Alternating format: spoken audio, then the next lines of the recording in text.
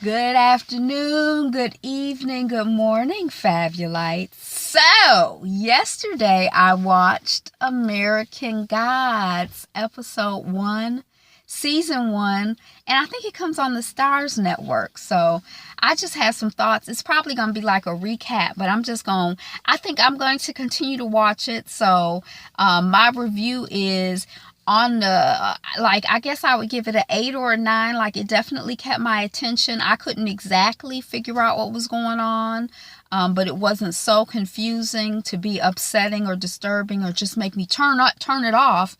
And it kind of raised enough questions and kept me entertained enough and kind of got me intrigued, like, where are they going with this, to keep me watching. So it opens with it's like these Vikings, and they're on this boat, and there's a narrator speaking, and the narrator is saying that these Vikings are having bad luck. I don't know if they call them Vikings, but they look like Vikings to me. They're having bad luck. The wind is bad. It's terrible storm. They done ran out of food. They're professionals, but stuff is just not going right. It's not going good.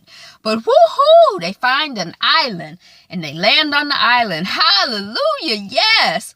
But then when they get on the beach of the island, and when it's time for them to go inland, one of the members of the group gets arrowed up. Like, they shoot somewhere, the inhabitants of the island, the people who are on the island that we never see, shoot the one person up with like 8 million arrows. He looked like a porcupine when they finish.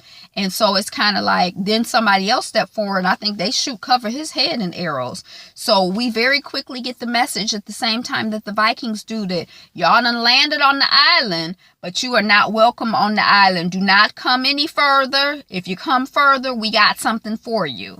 So, but there's no wind. They don't have any wind in their sails. So even though it was a bad storm before, and I guess windy before, now it's no wind. So they can't really get off the island. And it's a miserable island. It's not like a nice, we on the island chilling and relaxing. We got sun and coconuts and pineapple and fruit and water and swimming. No, it's mosquitoes and they hungry and miserable. It's just awful. And they trying to figure out how to get off the island. And they like, what?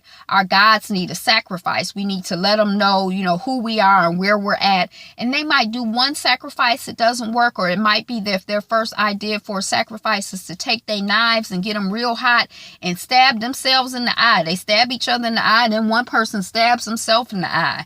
That don't work, but the wind gets to going a little bit longer. A little bit faster. They get a little bit more of a wind, and they realize, well, our God is a God of war. So we gotta, we gotta get to getting to let our God know where we are and that we serious. We got to make some sacrifices. So they start fighting each other. It might have been 20 or 30 when they started, I don't know, but they stabbing each other, slitting throats, arms are flying through the air with weapons in them. It's just all out bloody war. But the gods here, you see, help come to the aid. And so the wind starts blowing. So if they started off with 30, now it's 20, 10 of them. They get back on the boat, and the narrator lets us know that when they get home, none of them ever get on a boat again. And they never mention this terrible, awful experience again. So we don't hear anything else from them. Then there's another situation that we don't really hear anything else from. Now, I think these Vikings are at the beginning. This other thing, I kind of feel like it was in the middle.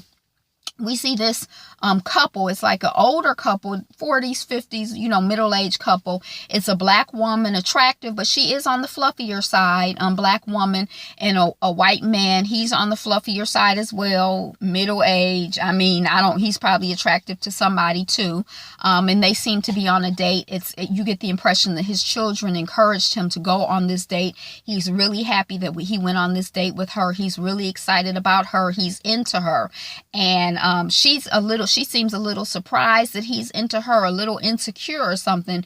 The next thing we know, she's in all red. The next thing we know, we're at her place. It's all red. She got red candles. She want to light candles. He's like, hey, we don't have to do this. We could do this later. She like, oh yeah, we're going to do this now and we're going to do this later. He's like, but I like you. I don't. She's like, oh no, so they take off their clothes. They start having sex. You like me? You like me? She's asking him. He's like, oh, I love you. I really like you. You the sexiest thing I've been able to touch that I didn't have to pay for.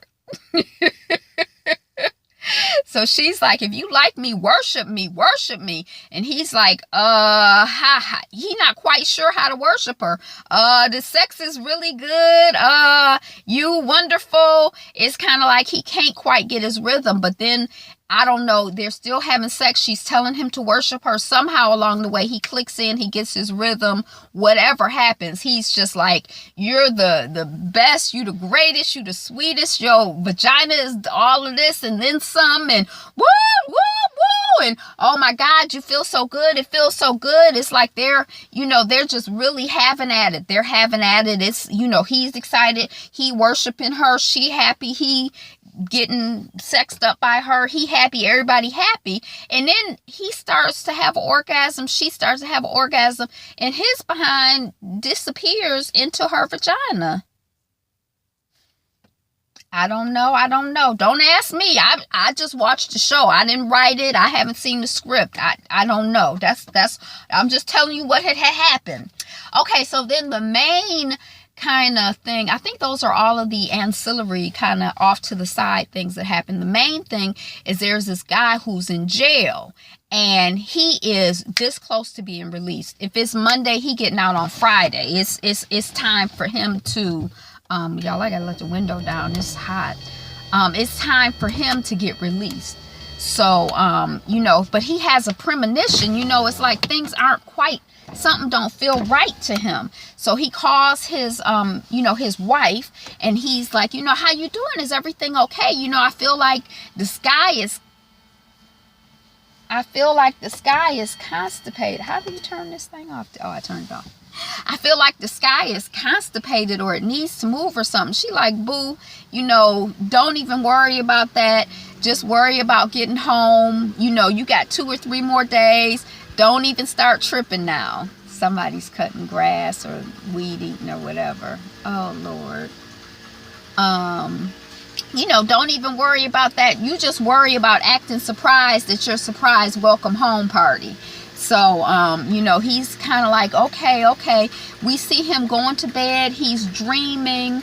I think it's a dream, a vision, whatever. It's like he's in this dead forest type situation. Like, there's no leaves on the trees, just everything looks dead. You can see the sky. I can't remember what the sky looked like, but I did notice it at the time. But it's like a dead forest. And then he sees his wife, or I can't even remember what happened, but somehow it's like his wife is dead, or something's wrong with his wife, or something bad happens to his wife. And then it's like he's woken up. The warden wants to see him. He goes into the warden's office. Have a seat. He's like, what's up? The warden is like, please have a seat. I got it's almost like a joke. I got good news for you. I got bad news for you. What you want first? Okay, the good news is you're getting out today. Yay! Congratulations. You get to go home early. The bad news is that your wife is dead. What? His wife is dead. So he shaves. He puts on his suit. He gets to the airport. He's supposed to be flying, I guess, home. And I don't know, but his flight was for Friday when he was supposed to get out of prison, but this is Monday or whatever day, and he's trying to get his flight changed. The person who is the ticket agent at the counter is not helpful at all. She is sort of like, it'll cost you $2 million to change it. He's like, I got to get home for a funeral. We need an original death certificate, no faxes, no emails. It's like she's just not budging. She not helpful. And he sees this like vision, or has a recollection of one of his friends saying, don't mess with those bees at the airport. So I don't know if he's inclined to be hot-headed. We don't get that impression of him as hot-headed, but he's just kind of cool about it. He asked to get a ticket for the next day, so he's gonna spend the night at the airport. So the next day, I think it is, he's at the airport. He's waiting for his flight. Somebody comes to the counter. It's kind of like an older man. He looks a little disheveled, and he looks a little disheveled, and he acts a little disheveled, but not like crazy or belligerent crazy, but just kind of like he probably needed some assistance. Like, I know I got a first class ticket. Is this ticket first class? I know it's first class. And the ticket agent is like, it's not first class. Who traveling with you? I know it's a first class ticket. It says right here, first class. I'm going to first class. I'm getting on first class. She's like, sir, are you supposed to be traveling alone? Okay, sir, we're going to put you on first class. Just sit down. Just calm down. So he's watching all of this. The main character who's in prison, he's brown, he's a black guy. So when he gets on the plane, our main character, when he eventually gets on the plane, he goes to sit down. Somebody's in his seat. The flight attendant, sir, could you please take a seat? Could you take a seat, please, sir? Somebody's in my seat, he says. Well, sit down. Find a place to sit down. Well, I would if you just tell me where to sit. So she looks around and she ends up seating him in first class. So it's almost like it's just feeling of tension, like all of these things are happening, but he's kind of cool about, he's kind of level-headed and cool. But it's a lot going on. It's a lot of different little dynamics and stuff. But he ends up sitting next to the guy who seemed to be developmentally challenged when he was checking in to catch his flight. But here, once he sits down with him on first class, the man is drinking. He seems very coherent. The guy from our main character realizes, hey, that was a hustle. That was a hustle you ran. That was a good hustle to get put in the first class. And the guy is like, well, what's your name? The black guy is like, I'm Shadow Moon. You know, the white guy, the older white guy is like, oh, you know, you had hippie parents. The black guy is like, I had, you know, one hippie parent. And then, you know, what's your name? What should I call you? Oh, well, what day is today? Wednesday. Okay, well, call me with Mr. Wednesday. And, you know, well, do you want a job? You know, Mr. Moon, Shadow Moon, you want a job working for me? You know, I can tell you just got out of prison. And he's kind of like, you know, I got a knack for telling people got out of prison and, you know, come and work for me. And Shadow Moon is like, no, I'm straight. Thank you.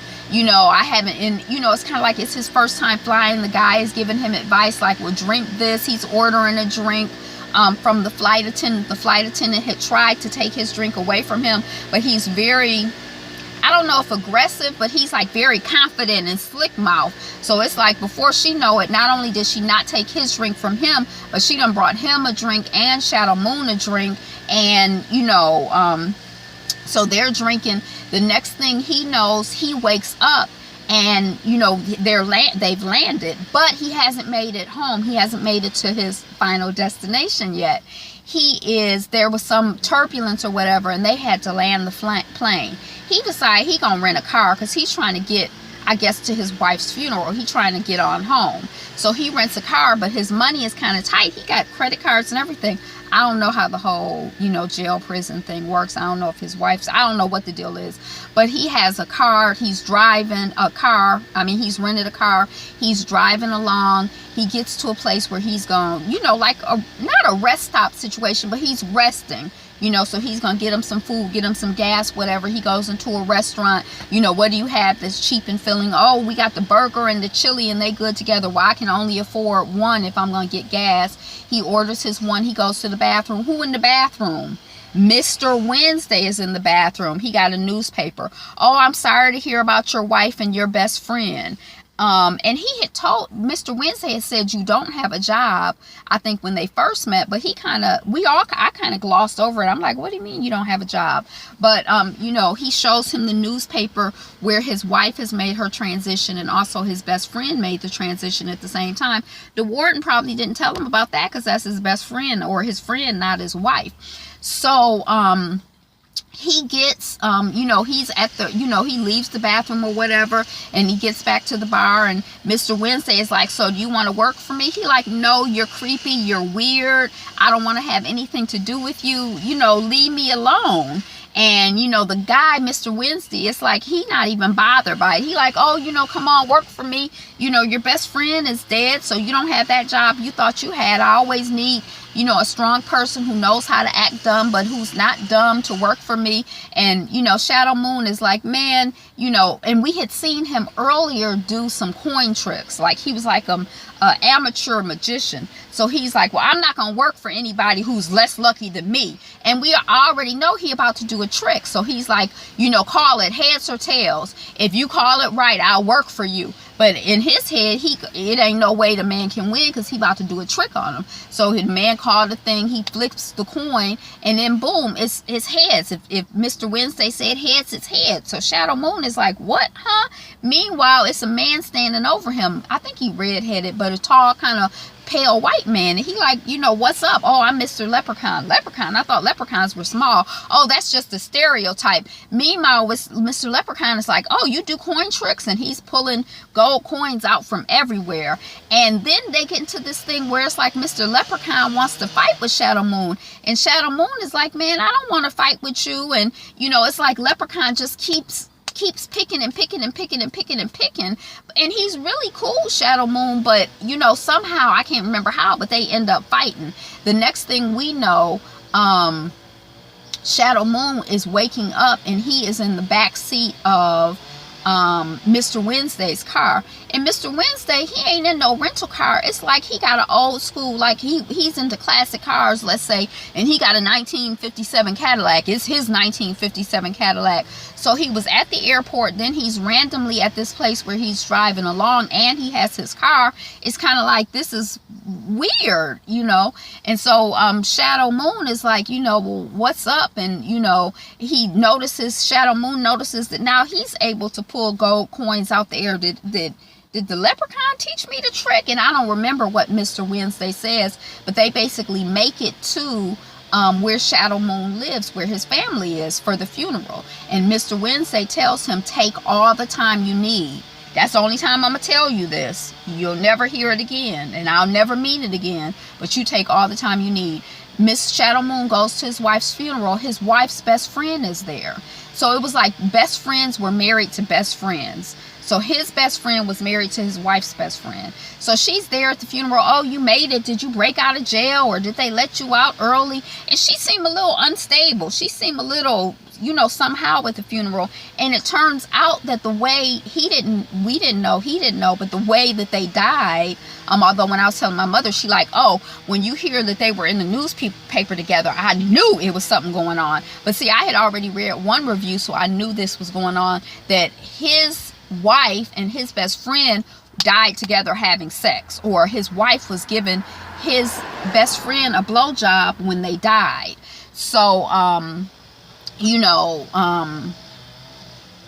so that's how, you know, he ended up making his transition. So she's belligerent. She talked about she done peed on her husband's grave. She want to have suck his dick and then spit his cum on her husband's grave. She all upset. Shadow Moon don't want to have anything to do with it. Can you give me about 2 more minutes? Could you give me about 2 more minutes? Shadow Moon is like, he don't want to have, you know, anything. He feel bad for her. He want to hug her and comfort her, but he don't want to have an affair with her. He's still processing. She mad. He don't know how he feel, and he seems kind of cool natured about the whole thing. So you know, they so that happens with them. He's walking away from the burial ground, I think, and it's like walking down the street, not in the city, but then all the lights start going out, and it's like he's in the middle of nowhere. Then this thing comes. I don't know if it's like at first I thought it was a mechanical flower, but I was falling asleep, so I'm not really quite sure what it was. But then it's like he's in this car, or in this with this guy. He's like a young guy. He's Mr. Technology type, and he's talking to him, and you know, telling him, you know, what do you have to do with Mr. Wednesday? You know, what's going on with Mr. Wednesday? And Shadow Moon is like, I don't know. Just like we don't know Mr. Wednesday. He don't know Mr. Wednesday. You know, we just all confused about who Mr. Wednesday is.